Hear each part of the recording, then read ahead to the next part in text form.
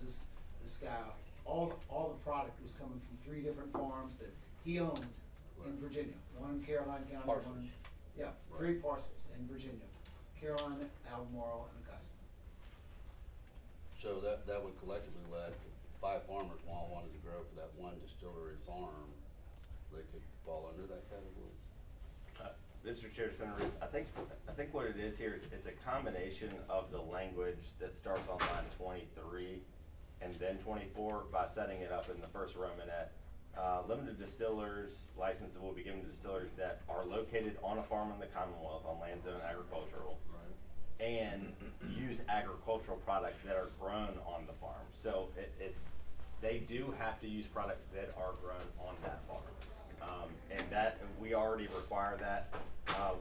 The language modifications that you see here are just to accommodate for deleting this 36,000 gallon requirement or restriction. And I'll say, just going a little bit further regarding the language that we referenced on lines 176 to 188. What this is there may be some tax implications that I'm unaware of, but it is a little bit bigger than that, in that what happened was a couple of years ago, we had some changes about where limited distillers, farm wineries, limited breweries could be located. And some of the implications here were related to local zoning. So when we made that change, we had a grandfathering clause.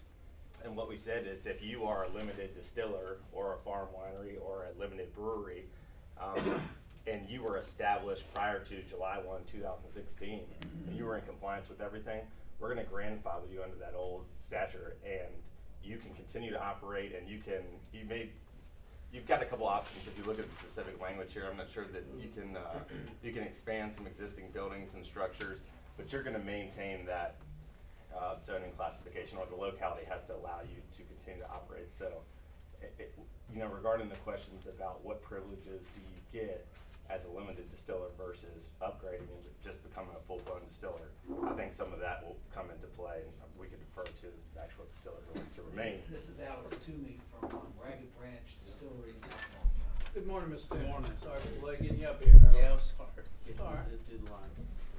Yeah, for us, and we were the only farm distillery for a long time, and I think it was like 5 years ago, we came with that limit. And I guess that, the protections that we get are being agricultural, maintaining agricultural. And, we don't have any more impact than, say, a dairy farm. Dairy farmer's growing his crop, he's milking the cow, he's selling a gallon of milk. We have the same chillers. We don't have a big industrial facility. We have silos where corn and rye and wheat are. So what we're asking, when we're in partners of our distillery, I do all the cattle, and one of the partners grows all the crops, grow enough crop to make a substantial amount of whiskey. And so we just want to be able to use the crop that we grow on owned and leased lands to make as much as we can with what we grow. All coming off the farms? That you could Yeah, grow? we're a totally farm to bottle operation. Grown on the farm, we take the love off the grain, and then we feed the mash to our cattle. We have less than 5 gallons of water waste per day cleaning up the floors. We don't use any chemicals to clean with, we use steam. So, totally sustainable. We use everything. Great. Any questions to this gentleman? Thank you very much, sir. We appreciate you coming. Any, Mr. Stan, you good? Any members of the audience wish to speak on behalf of the bill? Anyone opposed? Report. Check. All right, then move to report in second. All in favor, say aye. Aye. Opposed, no? Thank you very much. Thank you, sir. Thanks for being Thank here. you. We appreciate you coming. Senator Vogel, how are you, man? We gotta start doing tastings and stuff. Let's say, I want some of that bourbon and the farm beef, I'll tell you. Never heard farm to bottle. Farm to bottle, 6 Your tractor. Or social, 688 or 689, man? let's start with 689. Okay. Senate Bill 689. Good morning, Mr. Chair and members of the committee. As is always the case, everyone else is negotiating without me, and this morning it looks like there's been a meeting of the minds. So, I believe that the committee staff has a substitute. Okay. I would move the substitute. Second, all in favor? Thank you. All right, substitutes for us? We may have some midnight. Okay. Okay. I'm gonna ask, well, I'll just give you a very brief explanation, and I'll have the, town councilmen and the advocates who helped put this bill together say a few words. But I bring this bill to you because, as is currently the case, we have, little special events licenses that are issued when a community wishes to have, something held in town, and right now it's limited to, 12 in a year. And initially, my bill would have just removed the limit entirely, and as the discussion ensued up to and through just about an hour ago, what the bill currently would do now is would change the definition of event from 24 hours to 72 hours, and it would increase the number of events from 12 a year to 16 a year. And it's come at the request of the town of Warrenton. Their historic district typically has numerous events throughout the year. It's in that downtown shopping district. It's great for economic development. We're trying desperately to attract people to the downtown. I'm not aware of any opposition to it now, but if you guys would indulge me and let me allow the town councilman who brought this bill to everyone's attention to say a word or Mr. May, two. she referenced 72 hours. Is that the amendment we need? Well, plus See, and- 16, 3 consecutive days is in the So sub. you move that to 60. So 12 to 16? I don't see the 16. I thought you kept 12 the same, but we're doing 72 hours. It's 72 hours, Oh, and so then there's we're, 3 consecutive. yes, and then we're changing the limit of 12 to 16 per year. Okay. Well, Mr. Chairman, if that being There's the case, we have to offer an amendment Yeah, I don't see that. on line 137 to change I 12 have to not looked 16. at the new. Are you doing so, Senator Cosgrove? I am, Is sir. there a second? Second. All in favor? Thank Alright. you, Senator Cosgrove. So now it's 16 special events per year, and each event can last, it lasts a maximum of 3 days. Okay? Good morning, sir. Hey, good morning, sir. My name is Sean Polster. I'm one of the council members in the town of Warren. We brought this forward because we wanted to have more events in our old town. And talking to other communities like Danville, like Culpeper, being tied to 12 and talking to Mr. Hill and redefining what an event is, to where an event can last from Friday through Sunday and have multiple throughout the year. Seems like it would not only benefit us economically, but also communities throughout the Commonwealth. So that's why I rise to speak today. Thank you, sir. Thank you for being here. Yes, sir. Mr. Daniel, Yes, sir. thoughts, ideas? We're good. position? We appreciate the town council folks working with us to come up with a substitute. We worked through this yesterday and we're fine with it like it is, so we're good. Outstanding. Thank you. Members of the committee, have any comments? Mr. Chairman, I'd ask Senator Vogel, Yes, sir.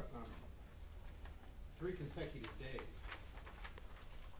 Like, we're gonna have like Burning Man there in Warrenton or something? I think that that's exactly what will happen. Okay. I think Burning Man will be relocated to Warrenton. I can see that now. It'll attract a tremendous amount of economic development, It really will. and attention to Warrenton. And Burning Man is there. So Williamsburg just came off the Winter Blues and Jazz Fest. That's this weekend. exactly We might right. benefit That's exactly ourselves. right. Sean Polster had no idea what he was doing to Warrenton when he initiated this genius idea. Not good for our sleep, but a lot of fun. Any members of the audience care to speak on behalf of the bill? Mr. List? Tom Lisk, representing the Virginia Restaurant Lodging and Travel Association. We love this bill. It's been great for the communities that have implemented this. Senator McPike sponsored that legislation. We see this as a reasonable expansion and will help more businesses. Super. Anybody else in favor? Move for Anybody full- opposed to partying for 3 days in Warrenton? All right, committee operate by motion? Report. Is there a second? Thank you. Reporting the substitute as amended, is there a second? All in favor? Aye. Opposed? All right. Ma'am, 688. Thank you, Mr. Chair. 688 is also brought at the request of the town council. They had a distillery express an interest in opening in the town of Warrenton, but the expense of having to distill, This is same town? same town. She's a They're zeal- a party in town. She's a zealous advocate for Warrenton, Senator Kroll. Yes, I am. Isn't there one per day rule? Yeah, one party One per bill day. per day. That's right. One bill, Well, that's one not bill enough. per day. We Um, like that with Edwards. Yeah. So the issue was with this distillery is that they were precluded from being there because they couldn't move the operation actually to the location of the town. And as many of you are aware, you are not allowed to have tastings or serve at off premises from where the distillery is actually located. So, I'm not certain that this bill is popular with everybody, but what this bill would propose to do would allow for a distillery to have up to 4 satellite locations. So that's what the bill does. And Senator Vogel, have you come up before? I don't know how we came up before, that was just an arbitrary choice. Okay. Members of the committee? Mr. Chairman, a question for ABC. Sir, Senator Reeves? John, satellite distilleries, are those gonna turn into stores? Or would those be deemed stores? Yeah, thank you. Of course, the way it works is the distillers are our agents for purposes of the sale of spirits. So these would in fact be additional stores, albeit managed and operated by the distillers. When you do this, we are increasing, 46 distilleries now to 180 plus additional places. That has some impact on our ability to do enforcement, and to make sure they're operated according to oil. So there's some potential fiscal impact associated with, this expansion. Mr. Chairman?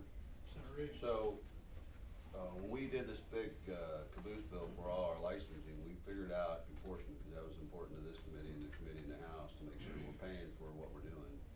We haven't worked this in anywhere, right? So we don't know what that enforcement amount would be. This is not in the calculations that were done for the revenue associated with, your bill and Senator McPike's bill. Okay. Mr. Chairman, Senator Stoll? Will this open up, use the term Pandora's box for other areas? Well, Pandora's box would grow from 46 to 184. Give every distillery. Thank you, sir. I had a problem adding. Thank you so much. Other members of the committee? Senator McPike?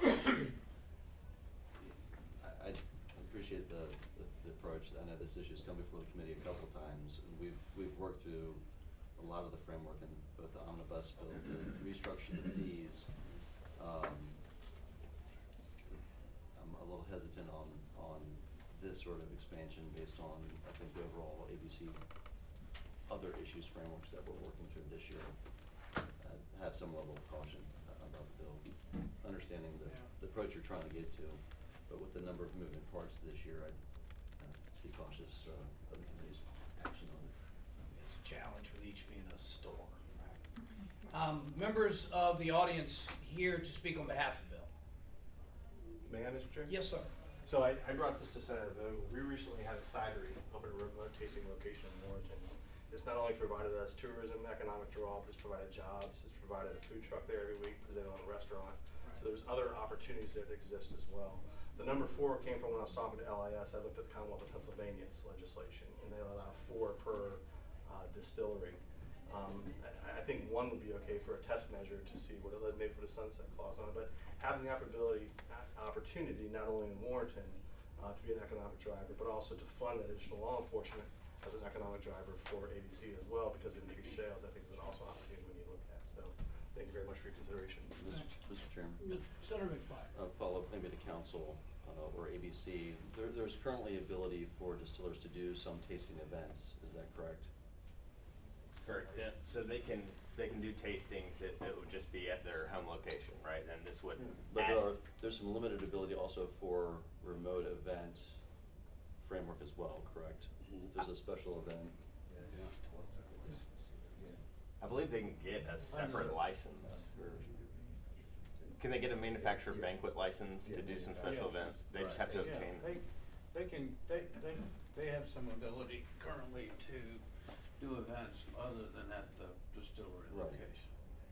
Right, albeit limited. Right. But that For this very same that was my reason. question, is my understanding that the distillers do go out to different special events right now in terms of a context to at least be beyond the stores for a limited number of frameworks. So I think there is a little context that gets some of that participation, but not necessarily the store context right now. Yeah, Mr. Chair, if I may, I understand that this is a departure from what's been very carefully negotiated. And what has been discussed in terms of funding. But I will say, to the councilman's point, the flexibility, while there is some inherent flexibility for tastings offsite, it doesn't allow for what his objective was, which was the freestanding. And again, I understand that it's not perfect, but it was my desire to bring it because I think the town, as the points he made, it really does help bring some activity, and it was important because in the case of Saturday, it actually has made a big difference, so I just would make that point. Thank you. Understood, Mr. thank you, Chairman. ma'am. Senator Spruill. Is there any crab tubes in this? Excuse me? Any Craft. Craft beer or? No, sir, this is straight distillery. Yeah, straight distillery, which is the ABC store, essentially. Senator Reeves, you have something, sir? Mr. Chairman, I would just say, we've taken a lot of effort in this committee and the subcommittee and working through the bills, and I'm all about distillers having the ability to grow their business, and some folks will take this business model, if expanded to 4, and they'll expand as rapidly as possible, and there'll be others like yourself that'll have a small distillery that'll want to do these, but I do agree with my colleague about where we are and the ability to do it now, and I'm hesitant to vote for it because we've worked tremendously well with ABC and they've forecasted these things out, and I don't want to hit them with something they haven't forecasted and do that as well, so. I can't support it today, but I would certainly love for us to work with ABC to try to get a handle on what this would actually mean, and we can look at revenue numbers as well as those expand, so we have a better prediction. Sure. So we had anyone on behalf of the bill in the audience, anyone with any trepidation? Yes, sir. Mr. Chairman, Phil Boykin with Virginia Beer Wholesalers. We're maintaining our longstanding opposition to this policy for the reasons already stated. We appreciate what Senator Vogel's trying to do, but essentially this would allow for a liquor store on every corner, and we think that's a huge problem. Also, breweries don't have this ability. They'll be back next year asking for the same privileges, and then you're gonna have a saloon on every corner. So we just ask the committee to maintain the longstanding policy. Mr. Chairman. Senator Reeves. Mr. Boykin, what's the difference between a bar and a saloon? There's no, Beer's only a saloon and bars have grain alcohol plus beer? Cowboy guns. either way, Mr. Chairman, member of the committee, Senator Reeves, they're not doing public policy. I think that's a western Mississippi thing. Mr. Lisk. Yes, Tom Lisk, Virginia Restaurant Lodging Travel Association. Our concern is not with the ability to sell bottles at remote locations, but this is more than tasting, and this is more than what you can do in a state ABC store. They can serve full cocktails, and that, to us, is unfair competition with restaurants that have to invest in the kitchen, the chef, the menu, none of these requirements for the remote locations, and therefore we can't support the bill. I see. Anyone else? Everybody loves my bill. Yeah, well. Mr. Chairman, members of the committee, Ken Hutchison on behalf of Anheuser-Busch. I'd like to associate my comments with Mr. Boykin and just say that we routinely oppose any efforts to extend privileges to one class of alcohol without the other. Thank you. Really? Gee, you really? You About that? You wanna recant the last 10 seconds of that? Down, Senator Reeves. Yes, Stan's ready out with Miller Coors, and I'll be a third associate for Okay. Mr. Boykin. Lot of associate trepidation out there. Anybody else want to associate their remarks? All right, so the committee operates by motion. Mr. Chairman, I'd request a gently PBI, Senator Vogel's bill. A second. Second. All in favor? Aye. Aye. Opposed? And sir, you may have gotten caught up in a whole entire restructuring of ABC. I don't know if I can help, I don't know if I can help you with these guys, but you know, maybe some in the future. He'll work it out with you guys next year. Thank you, Mr. Chair, members of the Next committee. time that Clark Brothers don't take it out on you. Yeah, that's right. Good to go, sir. All right, so we have Senator Cosgrove. You last go around here, sir. Oh, I guess so. All right. Is that in here or there? Either way, I think we have about time sitting next to you. All right, Mr. Chairman, this is a very, very simple bill. It has some opposition, it has some support.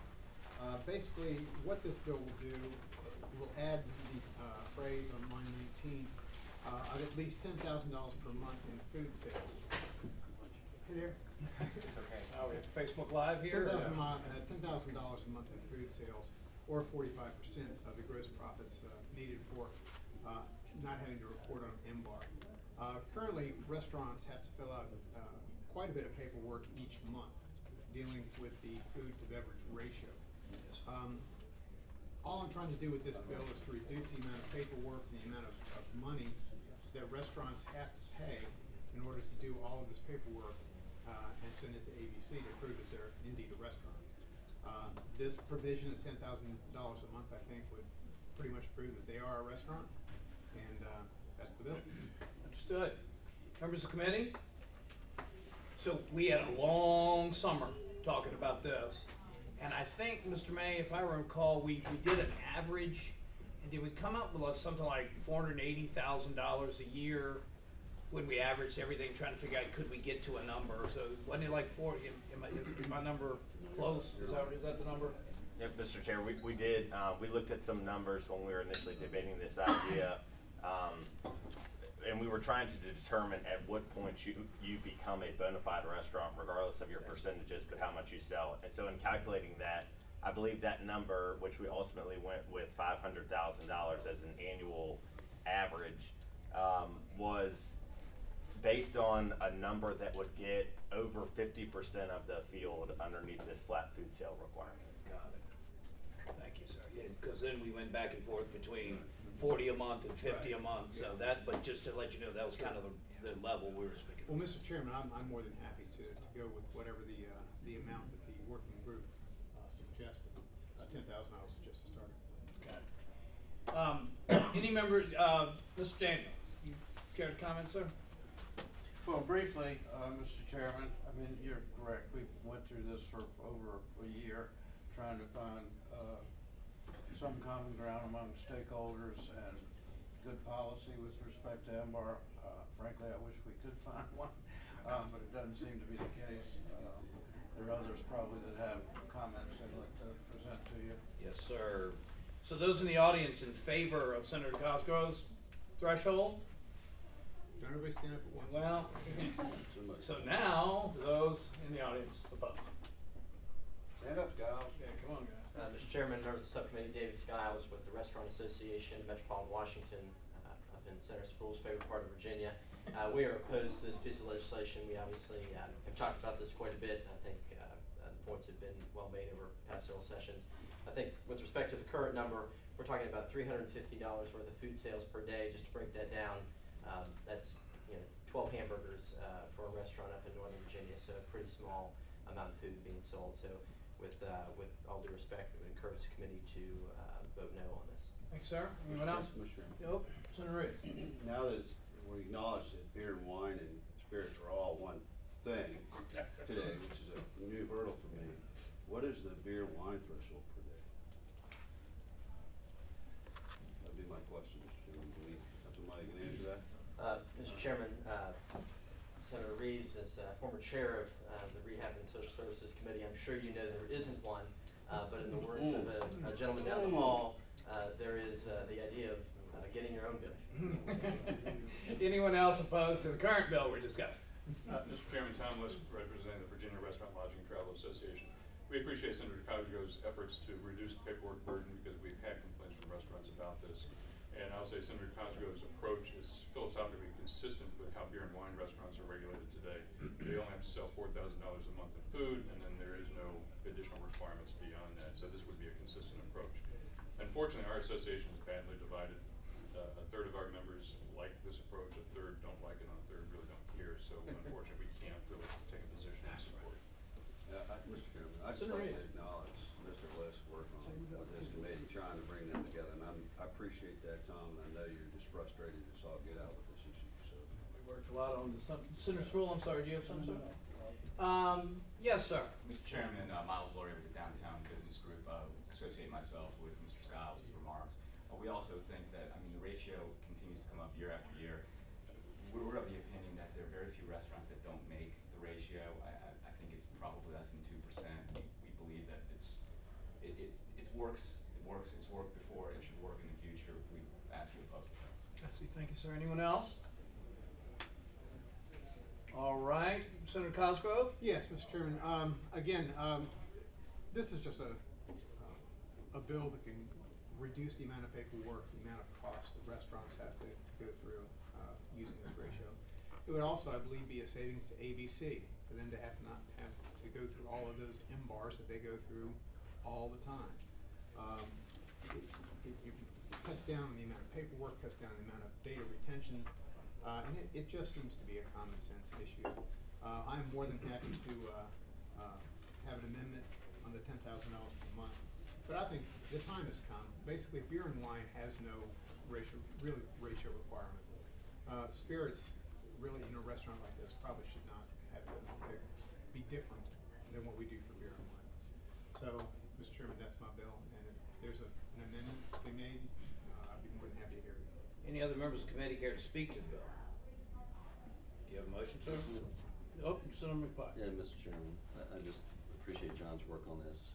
I know Senator Reeves also had a vehicle that he worked on, portions of which got out of the Senate, ended up didn't end up working out in the House through different machinations. This is I think a even different, although similar in effort, than how far Senator Reeves' bill goes, and I'm a little uncomfortable setting such a low threshold with this bill and essentially opening up this entire framework in restaurants, Well, Mr. blowing Chairman, up the embargo. I'm sorry. Senator Costa. Mr. Chairman, I'd offer an amendment to my own bill. Okay. Okay. I would like to strike 10,000 and put in 30,000. Is there a second? Not second. All in favor of the amendment, say aye. Aye. Opposed? No. No. And Overrated. yeah, so that fails 2-3.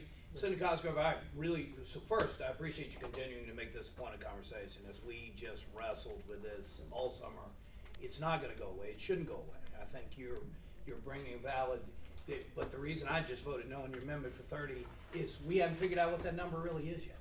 And so I think this is a marker, that I have a hard time with now, but I will accept a motion, to advance your bill. Thank you. I would so move. Is there a second? Second. All in favor of moving this forward to 10,000, say aye. Aye. Aye. Opposed, no? No. Okay, so that'll be a 2-3 vote, which will give you the opportunity, I think, in front of committee to make the case again. Thank you, Mr. Chairman. I think that we divided this up into 2 segments so we can kind of knock some out and do this Tuesday and next Tuesday. So I believe that's the last one for today. We have maybe 6 more next Tuesday and look forward to seeing you again then. Committee, we're out.